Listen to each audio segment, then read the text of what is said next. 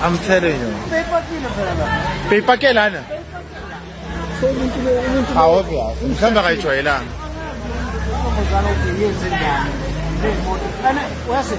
And ijumpile leyo ingene ngakhona. Igibele slow. Siyafika yapusha. Uyabona imoto uma uyifaka igiya wena ungayirev. Yeah. Oh. Ungayirev. Slowly yathi.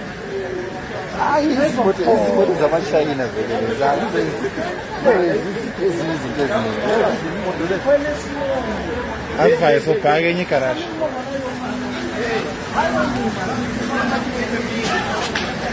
Ama-bad lucks angeke wali-confirm ziyenzeka every time. That's the way it is.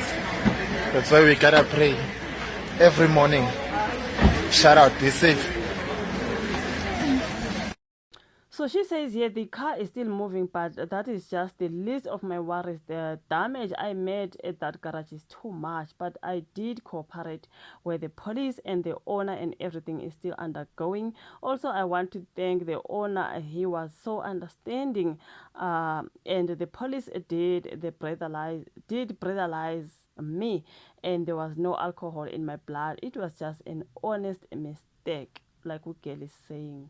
So, Connor, to thank God you are okay and your car is not damaged. I think she's mentioning what the damage was done to the garage. So she cooperated with the police and everyone, even the owner of the garage. And so, yeah, man, you guys, poor Cindy McCartney. If it's not this, it's that, man. Yeah, kwaze kwakubi-ke kuthiwa-ke uSindi Makhathini lo besisakhuluma ngaye izolo lokhu nje you guys sithi ubexabana-ke no-Jackie Phamutse after uJackie Phamutse athi yena nango kuma-DMs wendoda yakhe athi yena uJackie Phamutse Cindy Makhathini is all over my man's DMs. Wathi uSindi Makhathini mina wesisi njani bengikuphi kuma-DMs wendoda yakho into kanjalo. Namhlanje-ke kulezi ndaba ukuthi uSindi Makhathini crashed her car into a Sasol garage on last night, but maintains that she was sober. According to her, the breathalyzer showed no trace of alcohol, while her car suffered only slight damage. I think the garage was significantly affected, but a car a little bit. She added that a baby was in the car after a long drive. So yeah, it was after a long drive. Angazi uSindi Makhathini guys lo besakhuluma ngaye ukuthi makungasilokhu kuba yilokhu bafethu besisakhuluma ngaye nje etrenda ngodaba lwakhe noJackie Phamutse kuthiwa ke izolo nango-ke eshayeka lapha ngaseSasol garage. Yo, kunzima ke, things happen, mistakes happen. She just confused the garage with her garage back home. But to be sober nje bafethu, I think she was surprised when the shelves of fridges came from guys, how can you make fun of? But if the car got light damages, it's strong most after all that or after all it is a motor. So oh God, shame. Did Jackie Phamutse meet up with Gogo Maweni to do guys, like what are you talking about?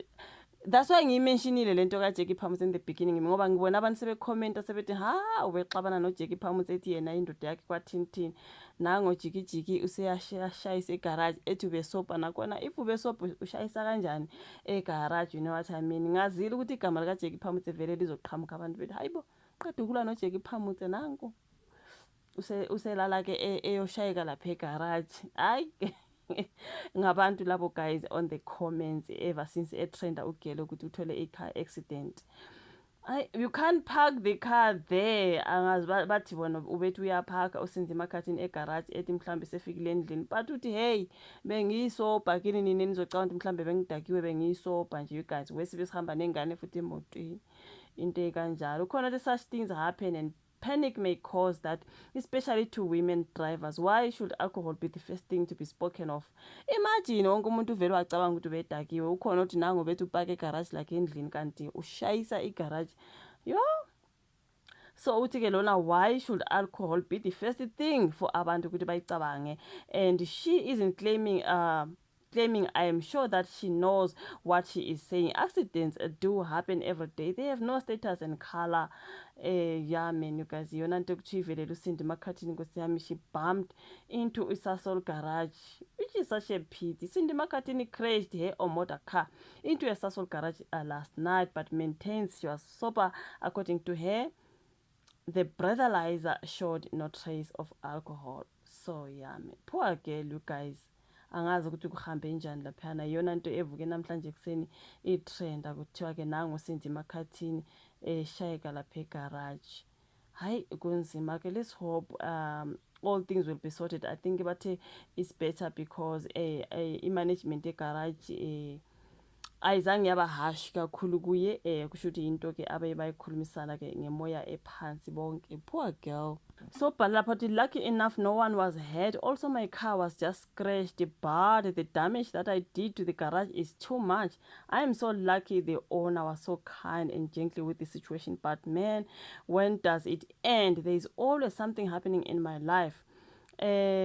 If I was not drunk, we were driving with a baby. FIY, okay, for your information.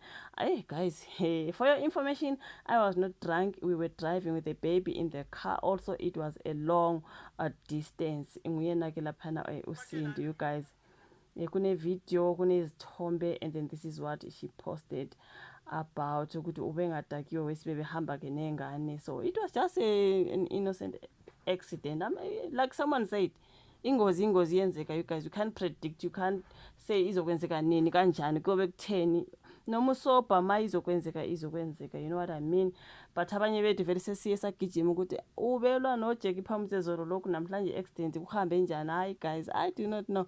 Ishuvo la ka comment section bese uyalike i video, subscribe, share, asibonane kwezayo. Bye.